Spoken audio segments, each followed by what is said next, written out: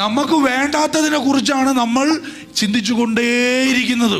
ചിന്തിക്കുന്നവർക്ക് ദൃഷ്ടാന്തം കിട്ടും, വരും, വണ്ടി വിളിച്ച് വരും. ഞങ്ങളുടെ ഒരു സുഹൃത്തുണ്ട് കേട്ടോ, സത്യസന്ധമായി നടന്ന കാര്യമാണ്. അദ്ദേഹം വണ്ടി പോയപ്പോൾ ഒരു ആക്സിഡൻ്റായി. കാര്യം നല്ലൊരു വലിയ ആക്സിഡൻ്റ് ആയിരുന്നു. ആൾ മാനസികമായിട്ട് വീക്കായി.